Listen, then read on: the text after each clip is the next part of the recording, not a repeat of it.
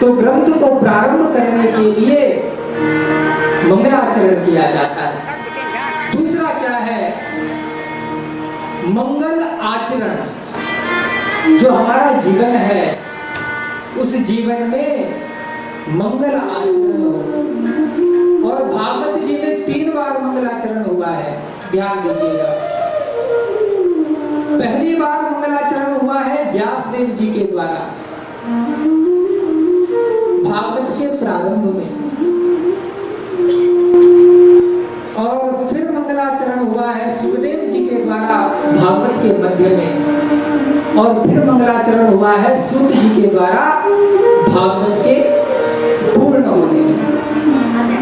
लेकिन तीनों मंगलाचरण में सबसे ज्यादा जो श्लोकों की संख्या है वह सुखदेव जी के समय के है। अब बताइए ऐसा क्यों है? व्यासदेव जी थोड़ा वृद्ध है, सूत जी महाराज भी सुखदेव जी से बड़े हैं, लेकिन सुखदेव जी महाराज सबसे छोटे हैं, युवा अवस्था, 16 वर्ष की अवस्था। तो जीवन में यदि सबसे ज्यादा किसी को मंगल आचरण की आवश्यकता है तो वह युवान को होती है।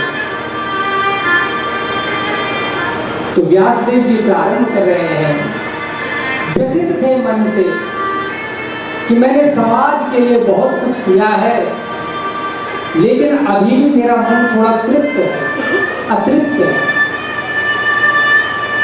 तो प्रारंभ में 3 श्लोकों में मंगलाचरण हुआ है। पहला श्लोक है किम ध्येयम, हमें क्या ध्यान करना चाहिए, किसका अर्चन पूजन करना चाहिए, किम ध्येयम। दूसरे श्लोक में है किम ज्ञेयम, और तीसरे श्लोक में है किम पेयम। तो आइए प्रेम पूर्वक हम भागवत जी का प्रारंभ करते हुए मंगलाचरण से अपने मन को, अपनी वाणी को भगवान कृष्ण के चरणों में समर्पित करें। जन्माद्यस्य यतोऽन्वयादितरतः चार्थेष्वविघ्नस्वराट्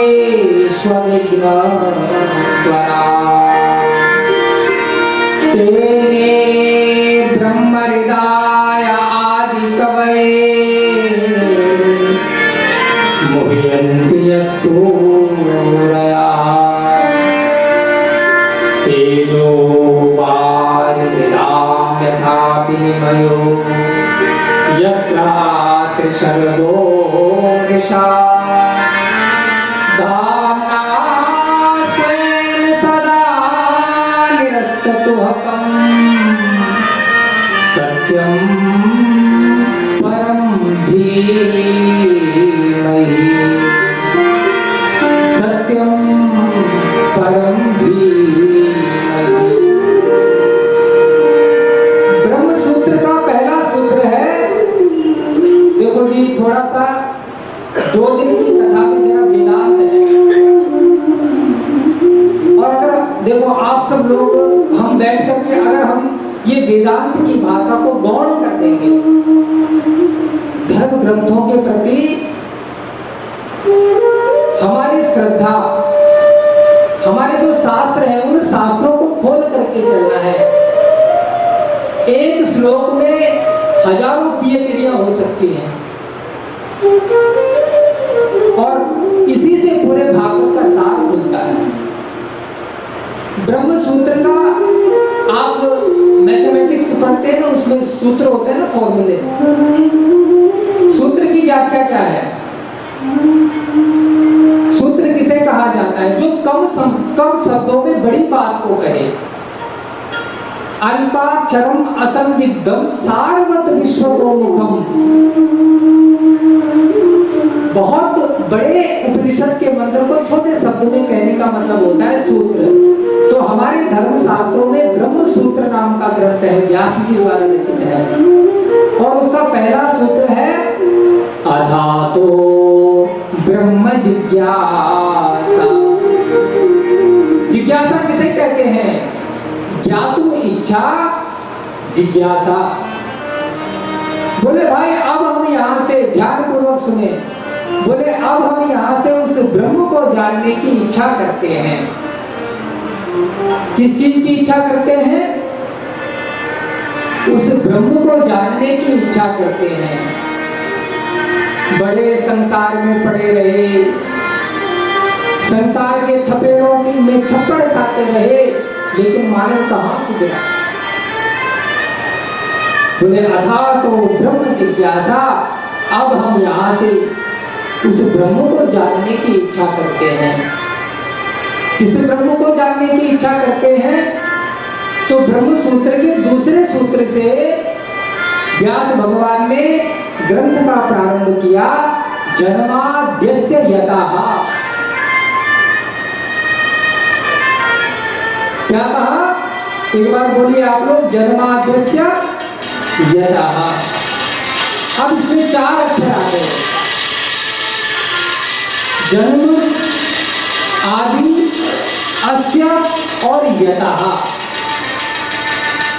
मैंने जिनसे इस संपूर्ण जगत का उत्पत्ति, स्थिति और लय होता है, हम उस ब्रह्म का ध्यान करते हैं, उस परमात्मा का ध्यान करते हैं। और इतनी सी बात को अगर उपनिषद में आप देखेंगे तो जन्माद्य से यतो को उपनिषद क्या कहता है? उपनिषद में मंत्र आता है, यतो वा इमानि भूतानि जायन्ते येन जातानि जीवन्ति यत् पर्यन्तम् हि संविशन्ति तद् जिज्ञासस्व तद् ब्रह्मेति। इतने बड़े श्लोक को एक अक्षर में कह देना, अल्पाक्षरम असंदिग्धम सारवत विश्वतोमुखम। सूत्र की व्याख्या, जन्माद्यस्य यतः, जिससे इस संपूर्ण जगत की स्थिति, उत्पत्ति और लय होता है।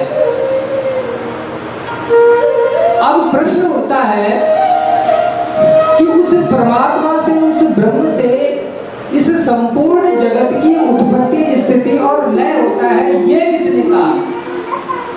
तो तीसरा सूत्र आता है ब्रह्म सूत्र का, शास्त्रों मित्वा। माने शास्त्र कहते हैं। देखो 3 प्रकार के प्रमाण होते हैं। अनुमान प्रमाण, किसी चीज का अनुमान लगाना। आपने अनुमान लगाया भाई भगवान है क्या? दूसरा है प्रत्यक्ष प्रमाण, हमने बिल्कुल ब्रह्म साक्षात्कार हुआ है, हमने देखा है भगवान। और तीसरा क्या है? शब्द प्रमाण। शब्द प्रमाण का मतलब होता है शास्त्र प्रमाण, जो शास्त्र कहते हैं। गीता में कहा गया तस्मात् शास्त्रम प्रमाणन्ते कार्य काले विपस्थित। सत्यम परम धीमहि। बोले जिनसे, अब देखो व्यास जी ने किसी भगवान का, किसी देवता का नाम नहीं लिया। मां भगवती का नाम लेते तो ये भगवती की स्तुति हो जाती, हनुमान जी का नाम लेते तो हनुमान जी की स्तुति हो जाती, भगवान भोलेनाथ का नाम लेते तो उनकी स्तुति हो जाती। लेकिन व्यास देव जी क्या कह रहे हैं? सत्यम परम धीमहि, हम उस सत्य का ध्यान करते हैं। और सत्य कौन है? बोले जिससे इस संपूर्ण जगत की उत्पत्ति, स्थिति और लय होती है, जिनके होने के लिए किसी अन्य का होना आवश्यक नहीं है, जिन परमात्मा के होने के लिए किसी और का होना आवश्यक नहीं है, और जिनके होने के बिना कुछ भी नहीं हो सकता है। ये जो चराचर जगत है, जो ब्रह्मांड है, जो सर्वज्ञ है और स्वयं प्रकाश है। अब देखो स्वयं प्रकाश किसे कहते हैं? स्वयं प्रकाश क्या है? अंधेरा होता है ना, अंधेरा, अंधेरे में दिखता है, बोलिए, अंधेरे में दिखता है? नहीं दिखता ना, अंधेरे में नहीं दिखता, लेकिन अंधेरा दिखता है, अंधेरा दिखता है। तो जो दिख रहा है वो कैसे दिख रहा है? बोले वही हमारी चैतन्य आत्मा है, जिसको स्वयं प्रकाश कहा गया है। जो प्रकाशित होता है किसी और के द्वारा वह मानव है, और जो किसी के द्वारा प्रकाशित नहीं होता, जो स्वयं प्रकाश है, वह परमात्मा है। आत्मा सबको प्रकाशित करती है, पर आत्मा को कोई प्रकाशित नहीं करता, इसलिए अंधेरे में नहीं दिखता। लेकिन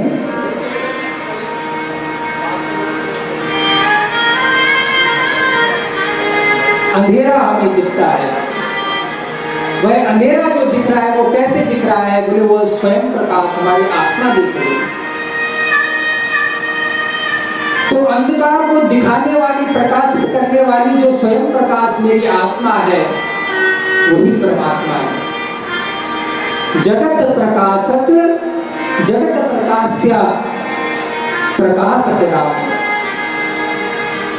जिन्होंने ब्रह्मा को वेद का ज्ञान दिया। तेरे ब्रह्म हृदय आदि कवये मुह्यन्ति सूर्या, और ज्ञान भी कैसे दिया? बोले बिठा करके ब्रह्मा जी को अपने पास पढ़ाया नहीं, अपने संकल्प मात्र से उन्होंने ब्रह्मा जी को वेद का ज्ञान दे दिया।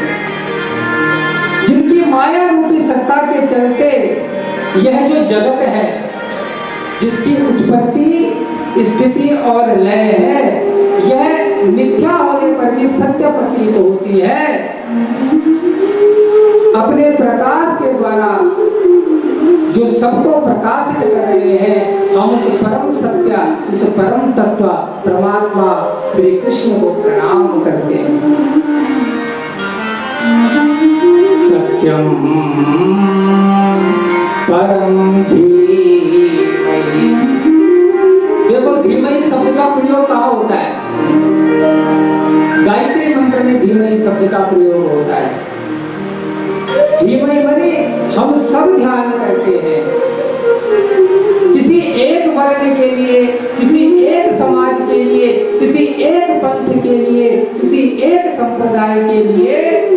व्यास भगवान ने नहीं कहा, बोले हम सब विश्व को विष्णु कहा गया। और दूसरा जो श्लोक है प्रथम स्कंद का, उसमें विषय, अधिकारी, संबंध और प्रयोजन, इसको अनुबंध चतुष्टय कहते हैं। विषय क्या है भागवत का? बोले